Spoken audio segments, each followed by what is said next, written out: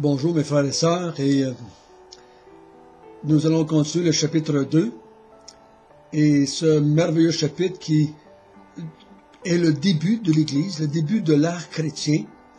Et cette période, on va voir un petit peu ce matin, cette période va remplir l'espace entre le départ de Jésus et le retour de Jésus. Donc, cette période de l'Église, ça comble une longue période dans l'histoire de l'humanité. Donc, on va regarder ça un petit peu ce matin. Donc, nous continuons à étudier le chapitre 2, mais avant de commencer, nous allons prendre un temps de prière, si vous voulez bien. Notre Père du ciel, nous sommes dans la joie que tu ne nous as pas laissés sans enseignement, sans histoire, sans précepte. Notre foi n'est pas attachée à du vent, mais à de l'histoire, à des faits qui se sont passés dans un peuple, chez les Juifs, avec des êtres humains bien vivants, comme nous. Et nous te demandons ce matin que nous puissions, avec l'aide de Pierre, qui est ton instrument ici, qu'on puisse comprendre qu'est-ce qui s'est vraiment passé dans Acte 2. Au nom de Jésus, Amen.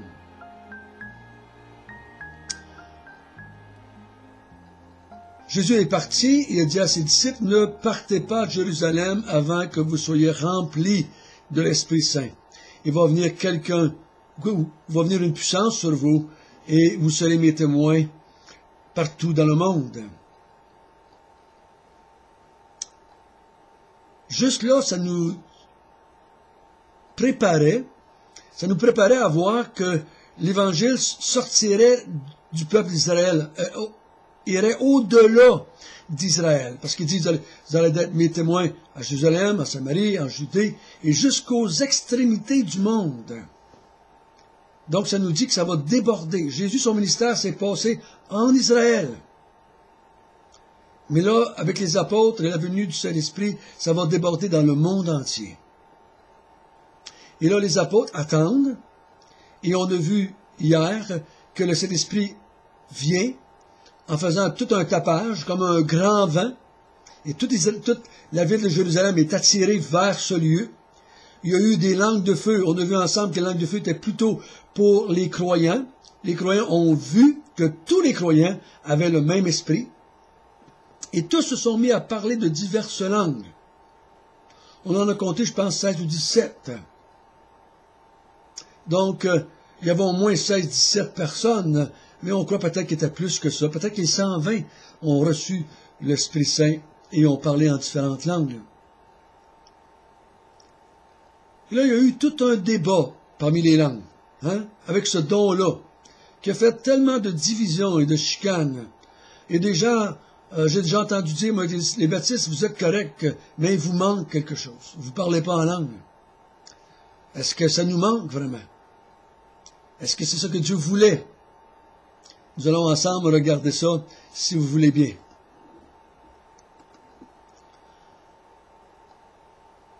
Lisons ensemble, premièrement, le texte où est-ce que Pierre va donner l'explication, à partir du chapitre 2, verset 14. On va lire jusqu'au verset 21. Alors Pierre, se présentant avec les 11, éleva la voix et leur parla en ces termes, « Hommes juifs, et vous tous qui séjournez à Jérusalem, sachez ceci, et prêtez l'oreille à mes paroles. Ces gens ne sont pas ivres, comme vous le supposez, car c'est la 3e heure du jour. Mais c'est ici ce qui a été dit par le prophète Joël. Dans les derniers jours, dit Dieu, je répandrai mon esprit sur toute chair, vos filles et vos fils prophétiseront, vos jeunes gens auront des visions, et vos vieillards auront des songes. Oui, sur mes serviteurs et sur mes servantes, dans ces jours-là, je répandrai mon esprit, et ils prophétiseront. Je ferai paraître des prodiges en haut dans le ciel et des miracles en bas sur la terre, du sang et du feu et une vapeur de fumée. Le soleil se changera en ténèbres et la lune en sang, avant l'arrivée du jour du Seigneur, de ce jour grand et glorieux. Alors quiconque invoquera le nom du Seigneur Jésus sera sauvé.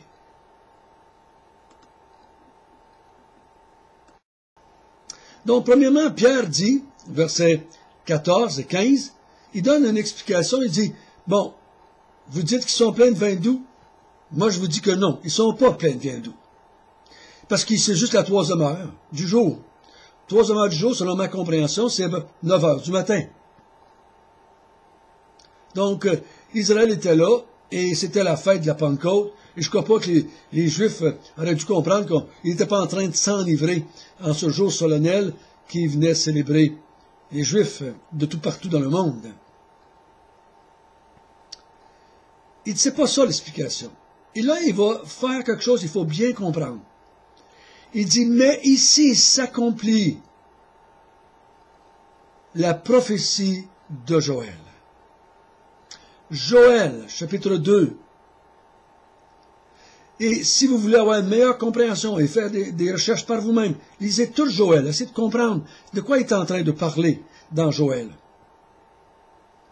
Il dit, Joël a fait une prophétie qui concerne les derniers jours. C'est quoi ça, les derniers jours? Si vous faites une recherche dans le Nouveau Testament, les derniers jours comprennent de Jésus et son départ au retour de Jésus. Les derniers jours, c'est le temps de l'Église. Pendant ce temps des derniers jours, il dit, j'avais fait une prophétie que je répandrais mon esprit sur toute chair, donc au-delà des Juifs, sur toute chair. Vos fils et vos filles prophétiseront, vos jeunes gens auront des visions, vos vieillards auront des songes. Oui, sur mes serviteurs et sur mes servants, dans ces jours-là, je répandrai mon esprit et ils prophétiseront. Et c'est ce qu'ils ont fait pendant qu'ils parlaient en langue. Vous vous souvenez qu'ils ont dit, comment les entendons-nous parler en langue? Dans nos langues maternelles. Comment c'est qu'ils parlent des merveilles de Dieu? Dans des langues autres que les langues des Juifs. L'araméen à ce moment-là. Dieu, à travers Joël, avait dit ceci. Israël, à cause que tu m'as abandonné, je vais te rejeter. C'est un jugement, c'était le signe que Dieu se détournait maintenant d'Israël pendant ces derniers jours. Et il va se faire un peuple parmi toutes les nations, parmi toute chair, jusqu'aux extrémités du monde. Il va se former un peuple sur lequel il va répandre son esprit. Et ces hommes et ces femmes qui vont recevoir le Saint-Esprit vont prophétiser de la part de Dieu. Ils vont annoncer les merveilles de Dieu. Ils vont annoncer l'Évangile. Ils vont annoncer la personne de Jésus-Christ. Ils vont faire toutes sortes de signes. Ils vont avoir des songes, des visions.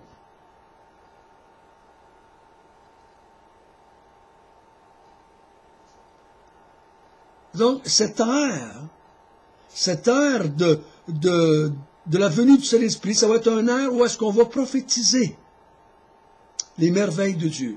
Et je dirais, les merveilles de Dieu pour nous, aujourd'hui, c'est l'Évangile, c'est la personne de Jésus-Christ, c'est l'Église. Donc, Pierre, il dit, ce n'est pas parce qu'ils sont chauds, c'est une prophétie qui s'accomplit ici. Et si vous voulez comprendre un peu plus, dans 1 Corinthiens 14, Paul dit que les langues, c'est un signe de jugement contre Israël. Vu qu'ils se sont détournés de Dieu, vu qu'ils n'ont pas fait ce que Dieu avait demandé, Dieu maintenant se tourne vers les nations et va se sortir un peuple parmi les nations qui vont prophétiser son message, qui vont annoncer son salut, qui vont annoncer la personne de son Fils, sa mort et sa résurrection et la bonne nouvelle du pardon des péchés. C'est pas plus compliqué que ça.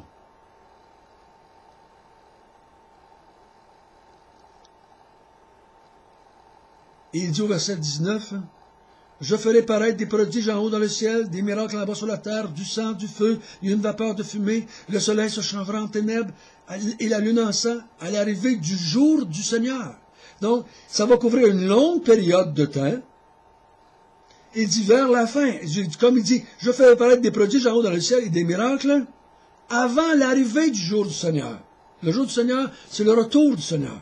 C'est le jour où Dieu va venir juger le monde. De ce jour grand et glorieux. Alors, quiconque invoquera le nom du Seigneur Jésus sera sauvé. Il me semble qu'il y a une suite logique qui n'est pas trop difficile à comprendre. Jésus dit, ne partez pas, vous recevrez une puissance et vous serez mes témoins. Ils reçoivent la puissance. Et ils parlent en langue des merveilles de Dieu. Et Pierre, il dit, ça c'est l'accomplissement de la prophétie de Joël. Et mes fils et mes filles, qui vont être pris parmi toutes chairs, vont prophétiser. Et quiconque, en entendant le message, invoque le nom du Seigneur, sera sauvé.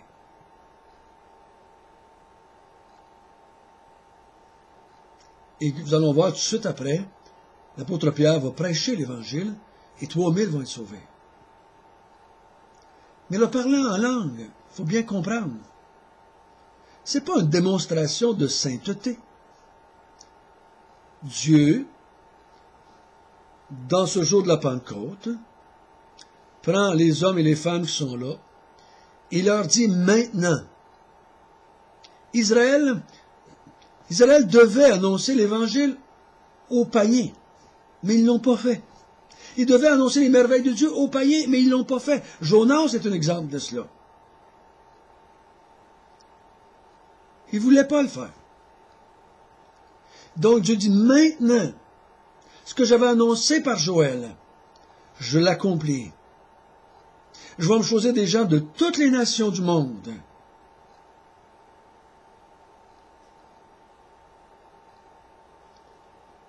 Et la preuve, c'est que ceux qui ont reçu le Saint-Esprit à ce moment-là parlent des langues différentes, de toutes sortes de peuples, à la grandeur de l'Empire romain. C'est la nouvelle ère qui commence. C'est le temps du Messie qui est arrivé. Le Messie a accompli son œuvre. Et le nouveau monde, les derniers jours sont commencés.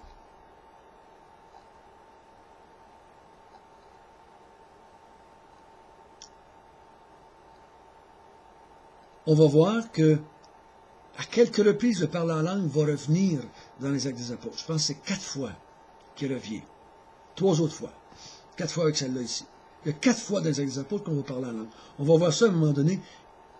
Pourquoi le parler en langue s'est répété 4 fois dans les Actes des Apôtres. Mais ici, l'explication que Pierre donne, c'est le jugement de Dieu est arrivé sur Israël.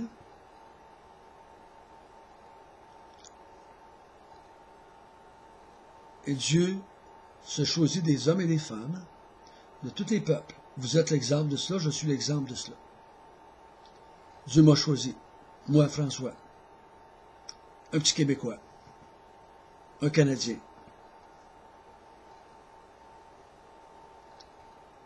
Et je prophétise, j'annonce les merveilles de Dieu, comme vous le faites aussi, afin que des gens invoquent le nom du Seigneur Jésus et soient sauvés.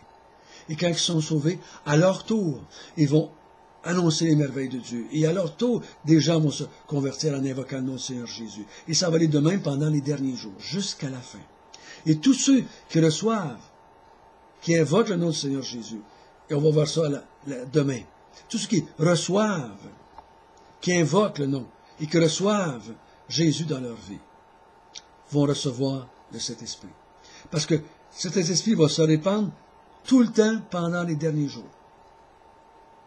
Tous ceux qui vont invoquer le nom du Seigneur Jésus-Christ vont être sauvés.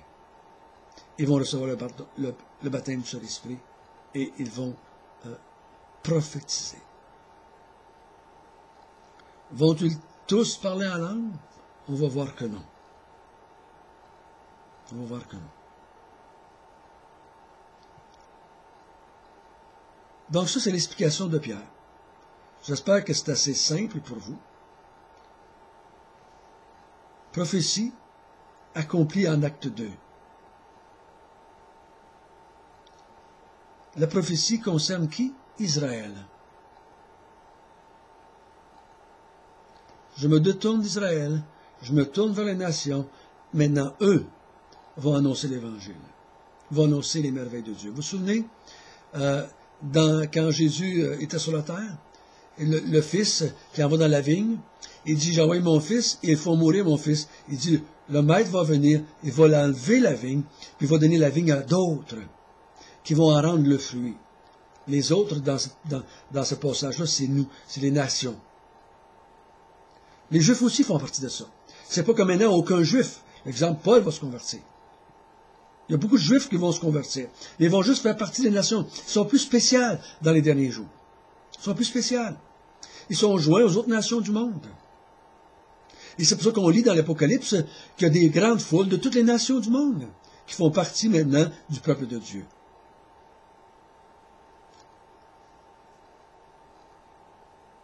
Donc, les gens ici qui ont reçu le don du parler en langue n'avaient pas demandé, ne se sont pas fait imposer les mains, n'ont pas cherché à l'avoir, n'ont pas prié pour l'avoir. Ils l'ont reçu parce qu'il y avait une prophétie à s'accomplir. Cette prophétie-là, elle est accomplie. Pas besoin de l'accomplir encore. Maintenant, les Juifs savent que Dieu s'est détourné d'eux et que maintenant il a pris un peuple parmi toutes les nations du monde. C'est fait. On n'a pas besoin maintenant de parler en langue. J'ai vu des gens moi, qui m'ont dit, je parle en langue dans ma cave chez nous. Ça n'a aucun sens. Ça. Ils n'ont pas parlé en langue dans la cave, eux autres. Là. Ils ont parlé en langue devant des Juifs et Dieu accomplissait ainsi la prophétie.